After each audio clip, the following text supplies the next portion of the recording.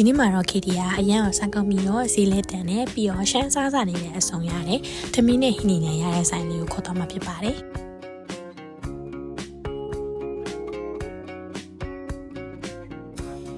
ကဲဒါလေးကတော့ဆိုင်နေရာလေးပေါ့နော်။ဆိုင်နာမည်လေးကတော့ The Lunch House လို့ခေါ်ပါတယ်။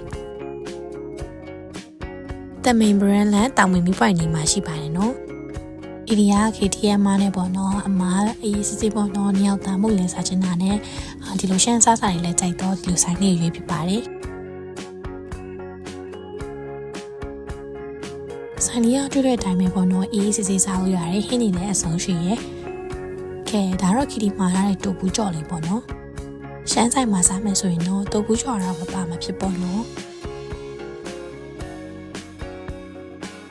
ပြီးရင်တော့အရန်ကိုကြိုက်တဲ့တိုဘူးလေးကိုဝက်နဲ့မှာထားပါတယ်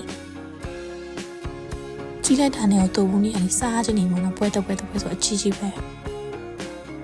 ပြီးရင်တော့ခေဒီနိုရှမ်းကဆွဲလေးနဲ့မှာထားရပေါ့နော်ရှမ်းကဆွဲထဲမှာကဒီလိုမျိုးပေါ့နော်တိုဘူးကြော်လေးလည်းပါပါတယ်ဒါလေးကတော့အမဲဆွပြုတ်ပေါ့နော်အမဲဆွပြုတ်တော့ကြီးရတဲ့ကိုစားချင်နေပြီကဲဒါလေးကတော့ဘဲသားမဟုတ်ပါဘဲသားမုတ်ကလည်းတလုံးလုံးဝအကိတ်ကြီးပေါ့နော်အကြီးပဲဒါလေးကတော့ဝက်နံရိုးပေါင်းပေါ့နော်ဝက်နံရိုးပေါင်းကြီးရလေးမှုရင်းနေရပဲလုံးဝအရသာရှိမှပေါ့ကြီးနော်ဒါကတော့ထမင်းနဲ့စာမို့တိုးစရာလေးပေးတာပေါ့နော်ပြီးရင်တော့ခီတို့နှစ်ယောက်ကအေးပြောင်းဆိုပြီးတော့လင်မွန်တီးလေးလည်းမှာထားတယ်ပေါ့နော်ဒါလေးကတော့ပုံစားဟင်းပေါ့နော်ပုံစားဟင်းမှာဆိုရင်ဝက်ချိုချင်းရယ်ဝက်စင်ကောရယ်ပဲဒီပင်မောက်ကျော်လေးလည်းပါပါတယ်သူဆိုင်မှာဒီညလေးဆိုတပုံရိုက်လို့လည်းရတယ်နော်ခေတို့တော့အများကြီးရိုက်ခက်သေးတယ်ခေတို့နေရာအောင်မှာထားတဲ့ရင်ပွဲတွေကတော့အစုံရောက်ပြီပေါ့နော်စပြီးတော့စားပါမယ်ပြောနေရပါအရင်ဆုံးအရင်ကြိုက်တဲ့တူပူလေးလေးနဲ့စတင်လိုက်ကြရအောင်တူပူလေးကလည်းနည်းနည်းလေးတော့ခဲသွားတယ်ပေါ့နော်ခဲသွားပြီမဲ့ရက်တန်လေးကဘယ်လိုလဲဆိုတာစားကြည့်ပါမယ်အရသာလေးကတော့တော်တော်လေးကောင်းတယ်ရှမ်းဆိုင်နေမှာဆိုရင်ရှမ်းစားဆိုင်အများကြီးစားဖို့ရပေါ့နော်ဒီဆိုင်ကတူပူလေးလည်းတော်တော်လေးတော့ကြတယ်အမစားကြည့်ဆိုပြီးခွန်ကြရပါတော့အမကလည်းကောင်းတယ်လို့ပြောပါတယ်ကဲပြီးရင်တော့ရှမ်းကောက်ဆွဲလေးစားကြည့်ပါမယ်ရှမ်းကောက်ဆွဲမှာလေးတူပူလေးလည်းပါတယ်နော်ကဲအရင်ဆုံးဆွဲပါမယ်ရှမ်းကောက်ဆွဲကအယောင်လေးနဲ့တအားလာတယ်အယောင်လည်းလာပြီးပေါ့နော်အရသာလည်းတော်တော်လေးကောင်းတယ်ငန်လည်းမငန်အောင်ပေါ့လည်းမပေါ့ဘူးပေါ့နော်တော်ရုံဆိုရင်အဲ့လိုရှမ်းအတုတ်ကတိတ်မစားဖြစ်ဘူးအရေးပဲစားအများပေါ့နော်ဒါပေမဲ့ဒီတစ်ခါတော့ရှမ်းအတုတ်လေးစားကြည့်မယ်ဆိုပြီးစားလိုက်တာမှန်သွားတယ်ဒီအမရောရှမ်းကောက်ဆွဲဆိုရင်ပေါ့နော်တော်လိုမျိုးအတုတ်စားတာများတယ်ပေါ့နော်သူကအတုတ်တွေစားနေကြဆိုတော့ဒီဆိုင်ကအတုတ်ကတော့တော်တော်လေးကောင်းတယ်လို့ပြောပါတယ်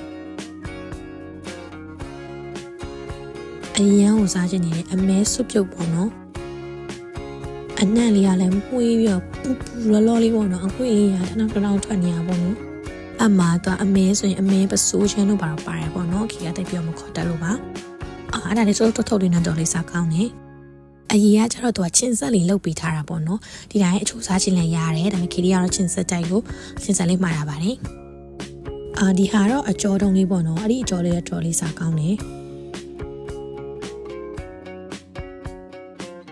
ခီရီယမတော့ဘာလာလောက်တာကောင်းညာပေါ့နော်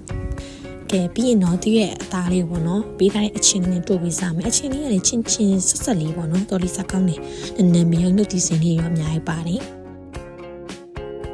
ခီရီယာအမဲစုတော့ပါတော့ဆိုရင်ဒါအကြိုက်တယ်ပေါ့နော်ဒီဆိုင်ဟာလေးနဲ့တော်လေးစားကောင်းတယ်မလို့တစ်ခါလာစားပါအောင်မေကဲပြီးရင်တော့ရှမ်းဆိုင်မှာမစားမပြစ်စားမယ်တူကြော်လေးပေါ့နော်ကဲမှာတူဖူးကြော်လေးကိုအချင်းလေးနဲ့တို့ပြီးတော့စားမှာပေါ့နော်တိုဖူလေးကလည်းလာမကြော်ပြီးတော့ပိုကျွတ်လေးဒါအစားကောင်းတယ်သူကတော့နည်းနည်းလေးအပေါ့လေးလုပ်ပေးထားတယ်ပေါ့နော်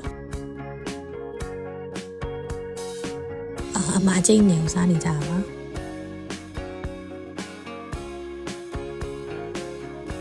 တိုဖူကြော်လေးကကြီးလဲကြီးတယ်ကျွတ်ရွာလေးနဲ့အားလဲစားကောင်းတယ်ပြီးရင်တော့ဒါလေးကတော့ဘဲသားမုတ်ပေါ့နော်ဘဲသားမုတ်ကလေးလုံးဝအကိတ်ကြီးတလားအကြီးပဲအပြင်မှာဆိုရင်လေအထ ထဲမှာလည်းအသားပြည့်ပဲပေါ့နော်ဒီဆိုင်ကအန်တီကိုရိုင်လောက်တယ်လို့ပြောပါတယ်အမစားကြည့်ဆိုပြီးတော့ပေါ့နော်စားကြည့်ကန်ပါတယ်အမကတော့ဘယ်သားမဟုတ်ဘူးတိတ်ပြီးတော့ကြိုက်သွားတယ်ပေါ့နော်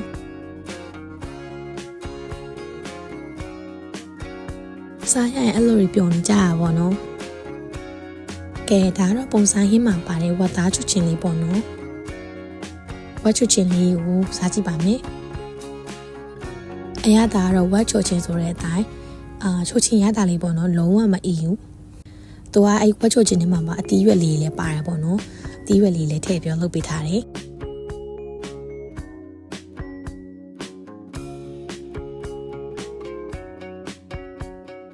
ကဲနောက်တစ်ခုကတော့ဒါဝက်စင်ကောလို့ခေါ်ရပါတော့ဝက်စင်ကောမှာဆိုရင်သူကပဲပြားလေးလည်းပါတယ်ဝက်စင်ကောခရီးစားကြီးတော့တော်လေးကောင်းနေဝက်သားလေးကလေစင်ကောဆိုတော့အဲ့လိုစင်းနာဆိုတော့လေအဲ့လိုတေးတေးတေးလေးပေါ့နော်တော်လေးစားကောင်းနေကဲဒီဟာကတော့ပဲပြားရယ်ပဲဒီမင်ပေါက်ရယ်ပေါ့နော်ဒီအတီးရွက်ကြော်လေးကအရသာတော်တော်ရှိရချွတ်ချွတ်လေးပေါ့နော်ခရီးအားရပါရအောင်ဆွဲနေရ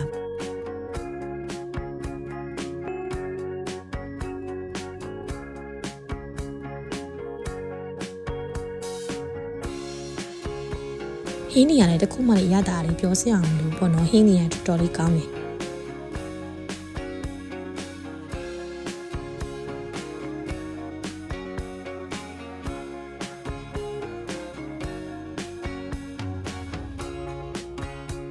အမဝက်စင်ကောတော်တော်လေးသဘောကျနေအောင်ပေါ့နော်တော်တော်လေးစားကောင်းတယ်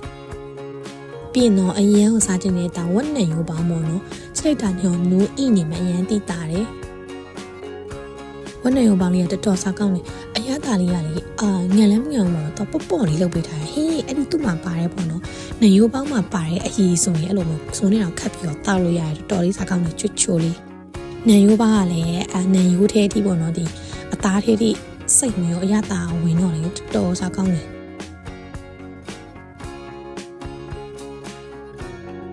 အမကေရီကတော့ဒီနေရုံပေါင်းပေါ့နော်ထမင်းလေးနဲ့တွဲပြီးတော့စားပါမယ်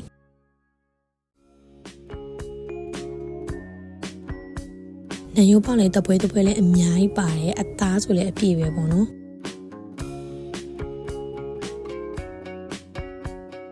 ခေတို့ခုနပါထားတဲ့အေးပြေလေးပေါ့နော်အေးပြေလီမွန်တီးလေးကလေတကယ်ကိုကောင်းတာတောက်ပြီးမြန်လီမွန်တီးထဲမှာတော်လေးကောင်းတယ်လုံးဝတကယ်အေးပြေပြီးတော့လေအေးဆက်ပြီးတော့ရင်ထဲမှာလန်းသွားတာပဲ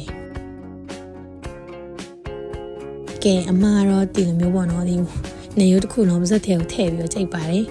လီမွန်တီးလေးနဲ့တောက်အသားလေးနဲ့စားဆိုတော့လုံးဝကတိပဲဒါတော့ခုနပေးထားတဲ့တိုးစရာလေးပေါ့နော်တခွားတီးနဲ့ရုံးပတိတီးပါ10မိနစ်သွဲစားလဲကောင်းနေဆိုပေမဲ့ခရီးကတော့ဒီတိုင်းကြိတ်ပါလေအမလည်းခွန်ကြည့်ရသေးတယ်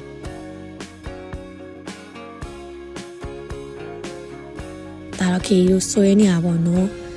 အဲ့ဒါတယောက်စကားတွေပြောလိုက်ဆွဲလိုက်နေအနည်းတော့တော်ဖိုက်ကြီးကတင်းသွားတာပဲ